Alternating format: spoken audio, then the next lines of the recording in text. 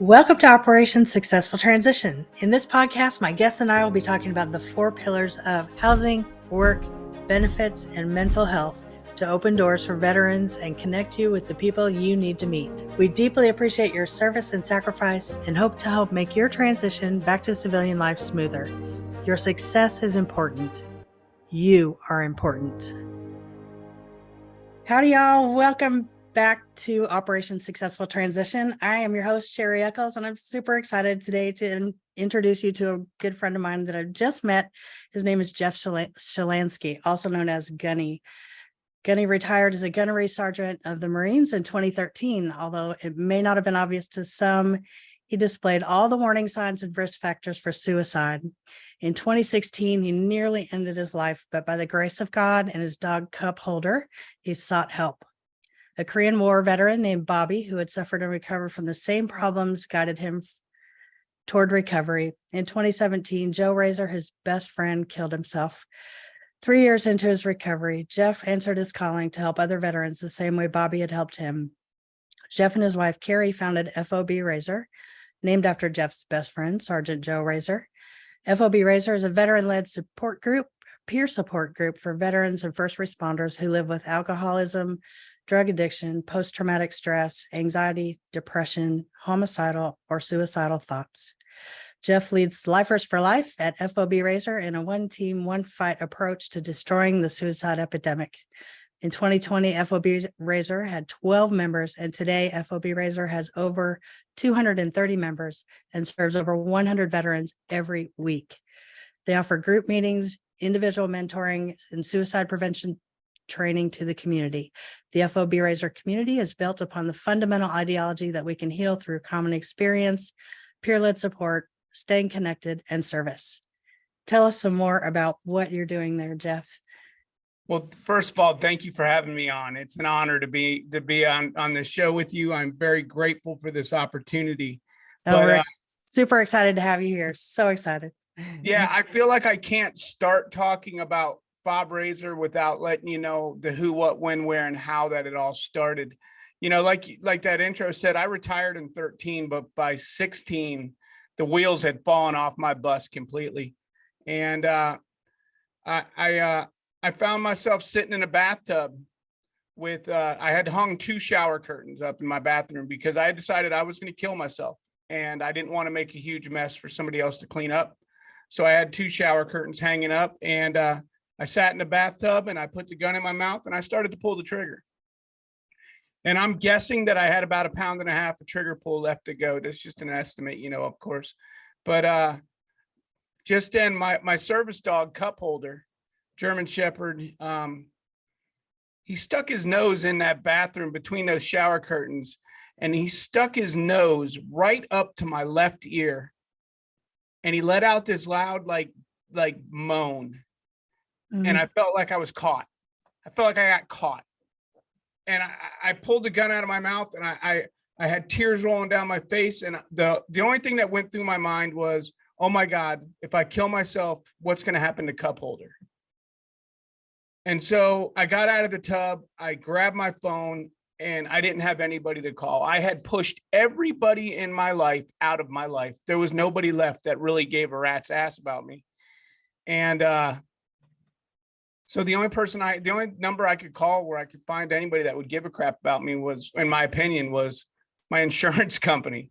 Oh, so wow. I called my insurance company and I said, I just tried to kill myself and I need help. And they said, we can get you to a rehab right now, Gunny. And unfortunately, this is how sick I was at the time. I had just went grocery shopping. So in my fridge was 3 30-packs of beer. On the island of my kitchen was 3 handles of whiskey. In my pocket was a big old bag of hippie lettuce and about $400 cash, $300 cash, something like that. And I did the math real quick and I said, I'll be there in 3 days. Because I couldn't waste the fun. I just tried to kill myself, but I could not waste the fun that I saw right then and there. Absolutely insane. But I went to rehab, and when I went to rehab, all I kept thinking was, I am going to be the honor grad of rehab. I didn't know that there was no such thing, but I thought I'm going to be the honor grad of rehab, and I am going to, I'm never going to have fun ever again, but that's just the way it's going to have to be. And when I got in rehab, they quickly recommended I go to sober living or a halfway house or something afterwards. And the only thing I said was, well, I have my dog, and if I can't take my dog, I'm not going. So they found a halfway house for me to go to. And I was a much bigger guy back then. I was pretty pissed off all the time, and I was always looking for a fight. So they were concerned before I even got there that we got this big dude coming in, and he's an angry Gunny. And what are we going to do with him? And somebody came up with the bright idea that make the old man his mentor. Clearly, this guy has got some sense of honor. He's not going to beat up an old man. So make the old man his mentor. They didn't realize that that old man was what I needed right then and there. See, that was a gentleman by the name of Bobby Holdridge.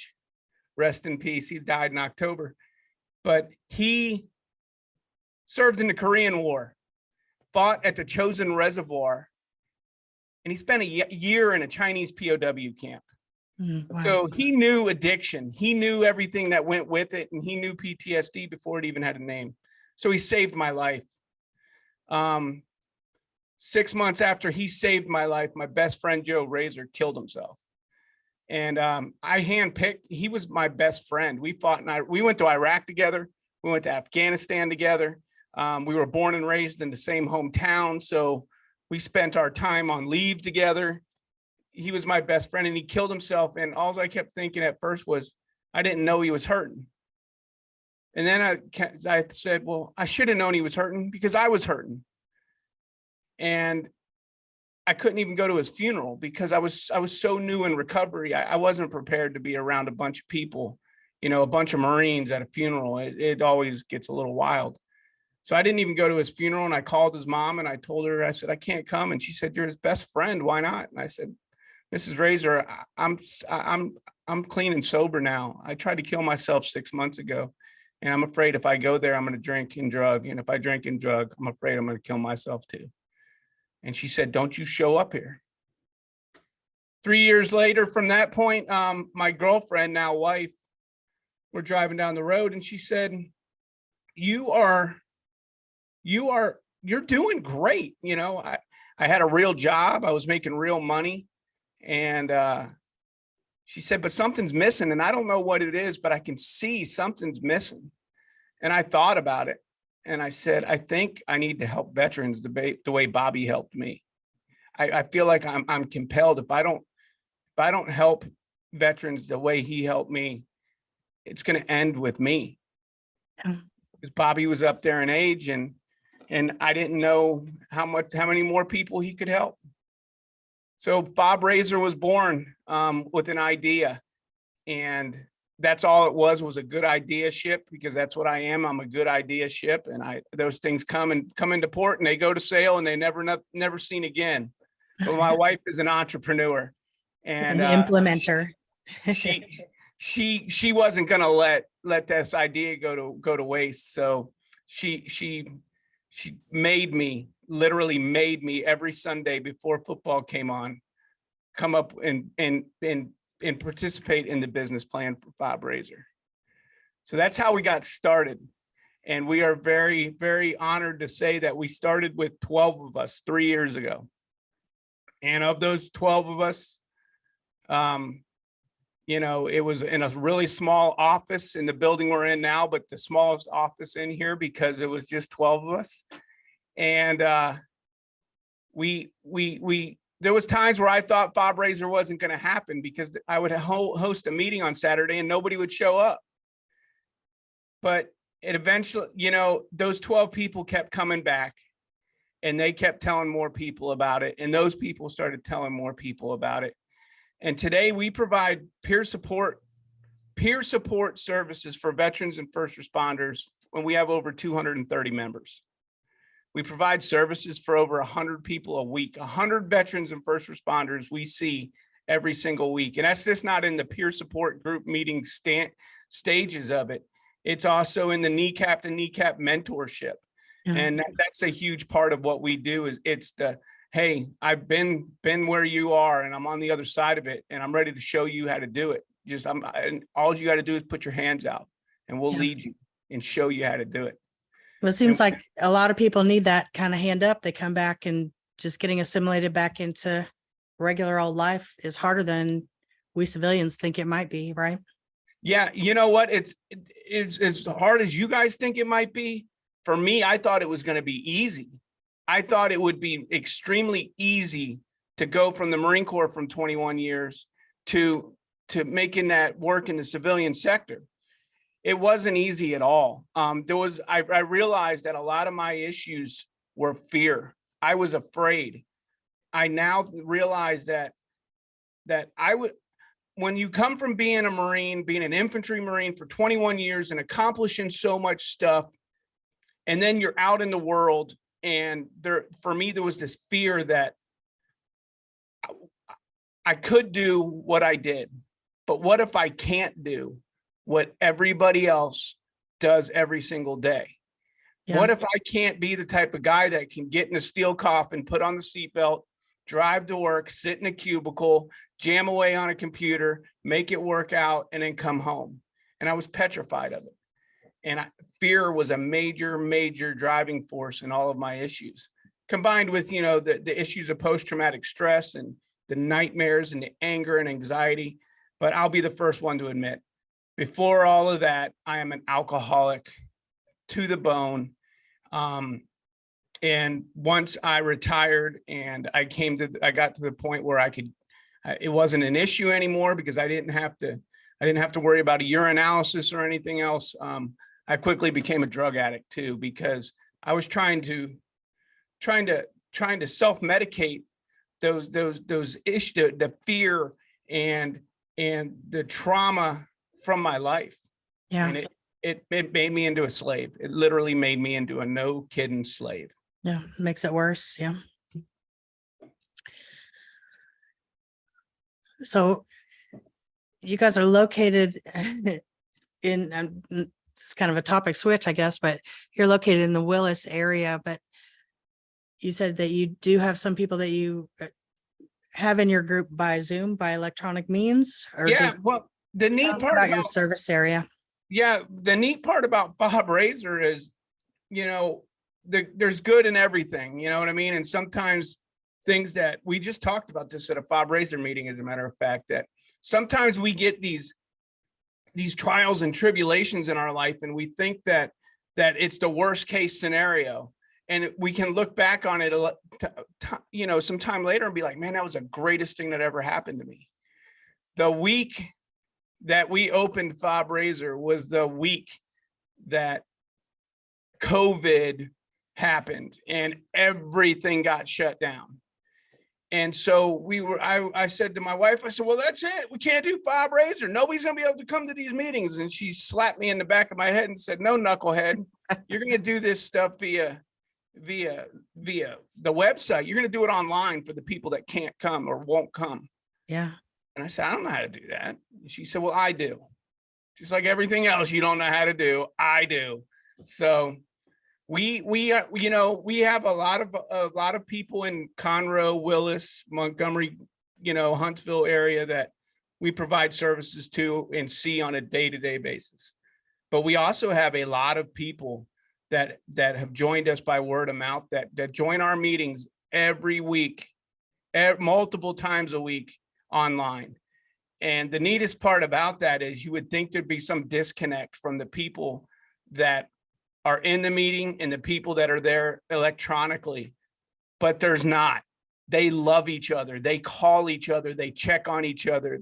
There is no issue with, well, I've only met him or her online, so it's not Right. It's not like that at all. We have a legitimate community that spans from Alaska down to Tampa, and it's pretty daggum neat. I'm here to tell you. Yeah, this is just very, very awesome. So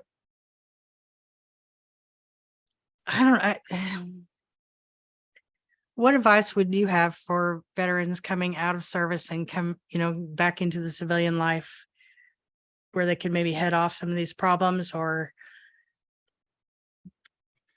Gotcha. I'm recognize tracking. when I'm they need to tracking. reach out, or what, I don't know what the word I'm trying to say is, but how can we prevent someone from getting to the point of sitting in a bathtub with a gun in their mouth? How can we? This is what it boils down to, in my opinion, and I can only speak for my opinion, but it seems like from what I've been doing this now for a while, and from what I see is, first and foremost, we need to understand that we do not have to get to a bottom of thinking about or attempting suicide before we can ask for help. I knew that I had a problem with alcohol, physically, emotionally, mentally dependent on alcohol since I was 25 years old. I tried to kill myself at 42. So I knew that entire time that I had an issue, and I waited till it got to the final second of being on this planet before I freaking got help. But we don't have to wait for that. FOB Rasor, Forward Operating Base Rasor, is designed.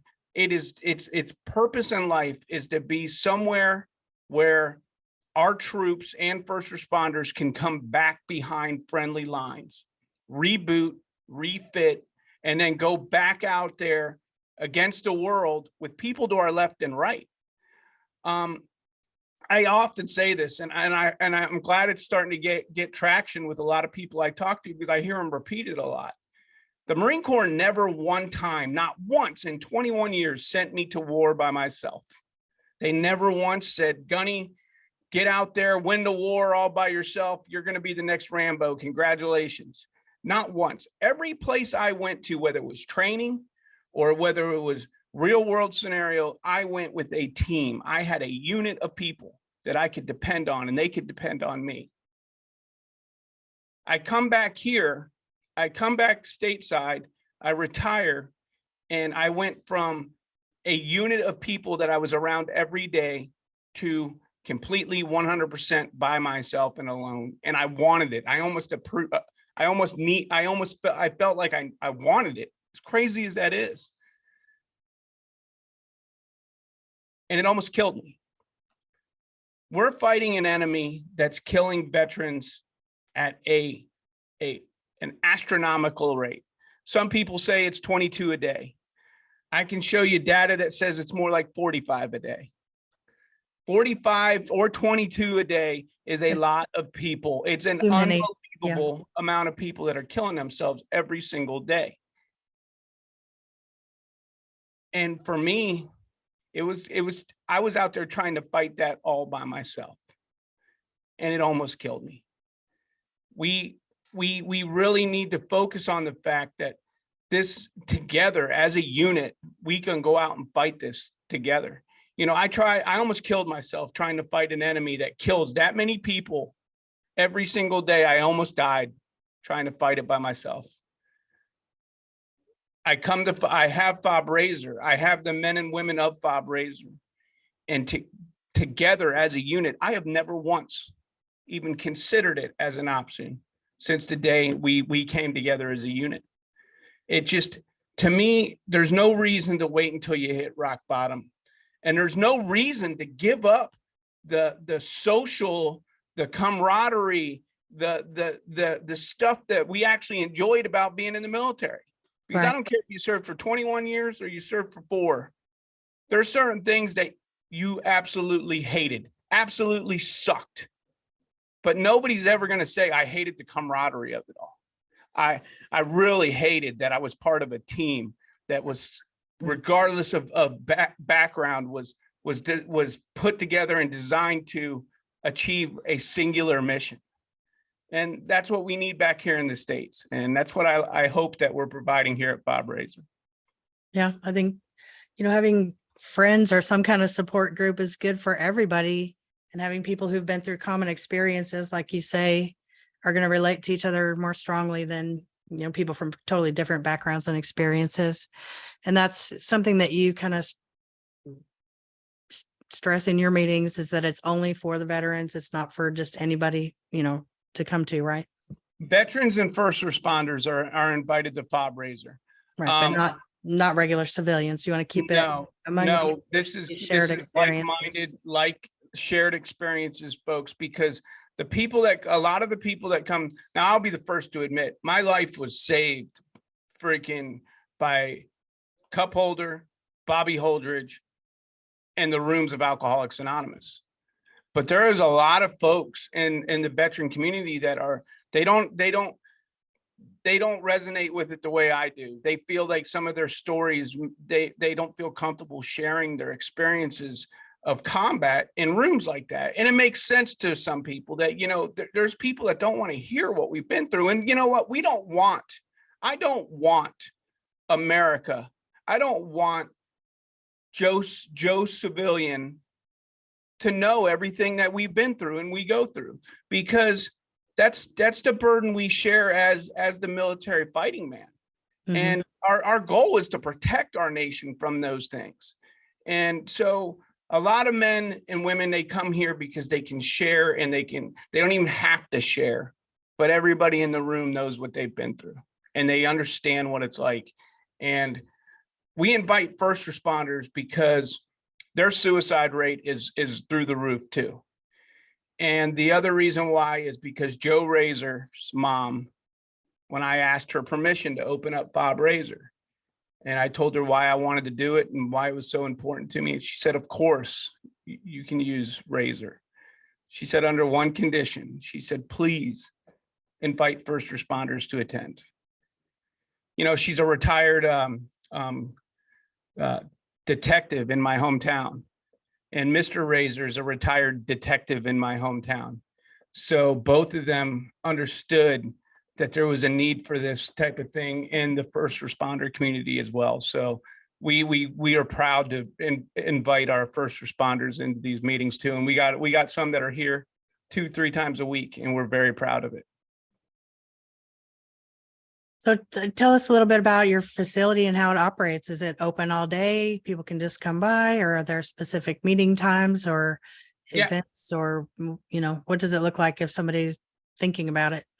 FOB Rasor, the best thing about FOB Rasor is that we actually have a FOB. You come to the FOB and you walk in and you look around and you're like, man, this kind of looks like a FOB. There's a bunch of a pish posh, a bunch of furniture that doesn't match, but it's all functional. There's stuff on the walls that say, man, this is much like being in a forward operating base. You know what I mean? And this is where we have our meetings. This is where we cut it up, and we have fun before the meetings. We have fun after the meetings, and we build the camaraderie in here.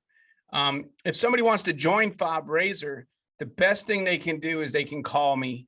They can text me. They could email me, because I am on the move a lot with this job. There'll be times where I'll get a phone call at 3:30 in the morning, and somebody's in dire need, and I'm on the road, and I'm driving 2 hours to go help, and I may not be back till noon. You know what I mean? Whatever it takes. Yeah. So the best thing I can tell people, if they want to join FOB Rasor, is to get a hold of me, and I will vet them. I really will make sure. I won't ask to see DD-214s or proof, but I will make sure that you're in the right spot. And once that happens, you're in. I can guarantee you'll be able to attend every single meeting we have. But if somebody just shows up knocks on the door, which happens, it happens every single week, and usually if I'm here, I bring them in and we talk, we chop it up.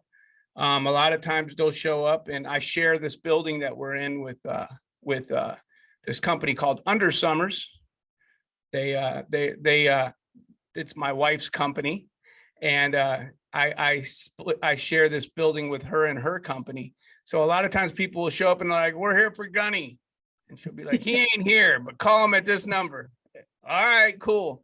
Because one of the things we do at FOB Rasor that's really important to us is we have to be of service. We have to be of service. It's a fundamental part of the recovery process for us. And so, we take meetings outside of the FOB. On Tuesday mornings, we're in downtown Houston at a veterans rehab center. And we're taking a no kidding, a real life FOB Rasor meeting to these vets in the rehab. And for them, that's rock bottom. For me, that's where it all began. So me and mine, I'll drive up and I'll go around and pick up a bunch of veteran members of FOB Rasor, and we'll jump in the Yukon and we'll all drive down there together, go to this meeting, go to lunch, fellowship on the way back, and drop them all off again. Sometimes I'm doing that. You know, on Wednesdays, I'm at the Montgomery County friggin' jail taking a meeting to the veterans pod.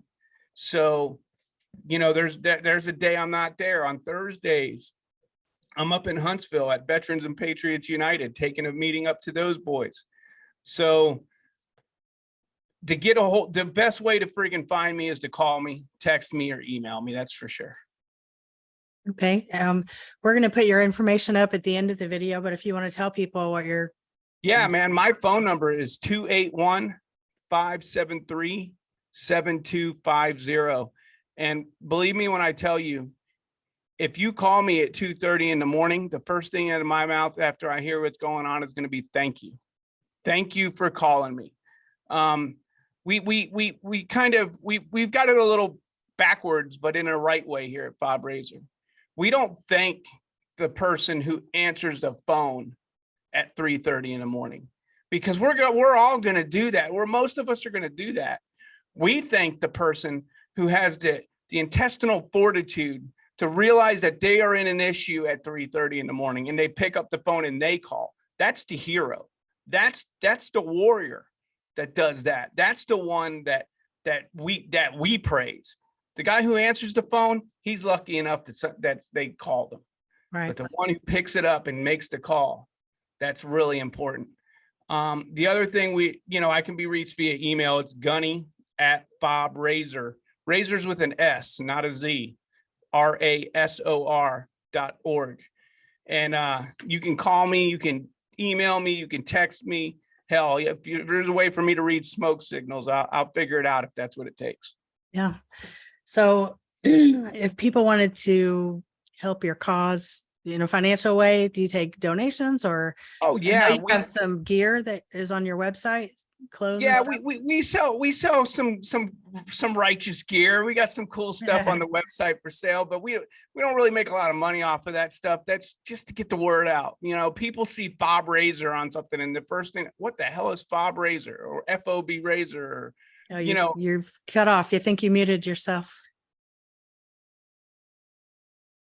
Are you muted? I don't believe so. Can you hear me? Now I can. Yeah. Okay. But yeah, that gear, we don't make a ton of money off of that gear. It's just more to get the word out. You know what I mean? But people can make donations. They can Zelle us money. They can mail, all the typical forms of support are very much appreciated. We also, the one thing we're doing this year that we're really proud of, we're really happy to do, is we're doing what's called Jefferson Dinners this year. And Jefferson Dinners is it's inspired by Thomas Jefferson. He felt that you can accomplish more in one dinner than you can in 100 meetings. And so what it looks like is somebody will have their friends over for dinner, 5, 6, 7 couples, whatever it takes, you know what I mean? Or they'll have them meet them at a restaurant somewhere. Okay. And we'll come in and we'll eat, break bread with them. And, between the main course and dessert, or after the main course, but, before the coffee arrives or while we'll take it 15 minutes and explain the who, what, when, where, and why of FOB Rasor.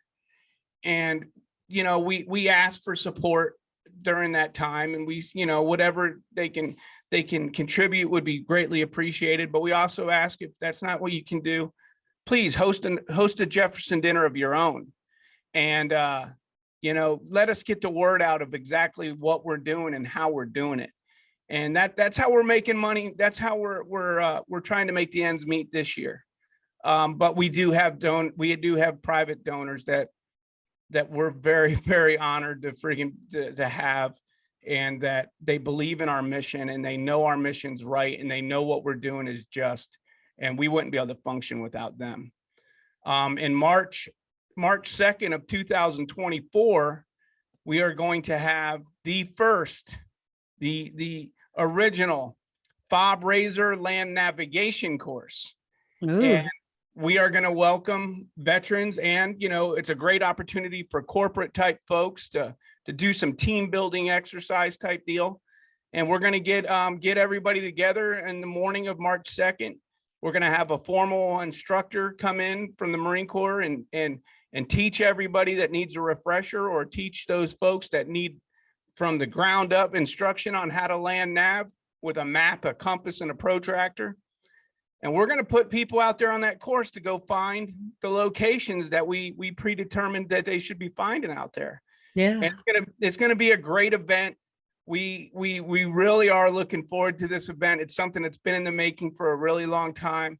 So if you're out there, if you want to look for a team building exercise for your folks, for your team in the civilian sector, or if you're a vet and you think you were some kind of leader, because we hear I led this and I did that. Put your money where your mouth is and show us how well you can lead, because anybody who's worth their salt knows if you can't land nav, you can't lead. Yeah. So it sounds like a blast. It's going to be a blast. You know, there'll be some good chow. And if you make it back from out there in the bush, you'll get a pretty cool swag bag when you're done too. Sweet. So yeah, it's we're looking forward to that. But this year it's the Jefferson dinners. And if anybody would like to host a Jefferson dinner where myself and my bride could come in and, you know, explain to you and to your friends and family who, what, when, where, and how, and why we do what we do, we'd be very honored. Okay. And then same method of communication, just by your phone or your email. Yeah, I only have one phone number. I'm not one of these bubbas that has a work phone and a personal phone and all that. Dude, I have one phone, and I will answer this phone at any time humanly possible. There's only one time I won't answer the phone, and that's if I'm on the phone with somebody else. Right. And I will call you back. I often tell my veterans at FOB Rasor that when we're in contact with the enemy, when we take contact with the enemy, we will pick up that 100-pound radio and we will call in for everything known to man to help us defeat the enemy. We will call for air support. We will call for artillery, mortars, naval guns, anything we can ask for. We will get on that big old jalopy radio and ask for help. But we're here in the stateside. We're fighting an enemy that's an invisible enemy, and we can't pick up a half a pound cellular device and use it. So right. I will use this daggum device to the best of my ability every single second of my life, if humanly possible. Yep. I think part of a problem might be they don't know who to call. So I appreciate you coming on and sharing what you're doing here. I think it's just wonderful and amazing. And I just am so glad that we got a chance to meet. Yeah, I was very grateful when we met over the weekend, and I'm very grateful for this opportunity. Yeah, I want to check out what your wife's doing too. And I need to get her website. Yeah, man. Under Summers is the real deal Holyfield, man. She's got the women's underwear freaking issue freaking taken care of. Awesome sauce. All right. Well, is there something else that you can think of you want to add? Some other stories or pieces of advice or anything? I just can't hammer it home enough that we are fighting this fight the wrong way. We need to fight this as a unit.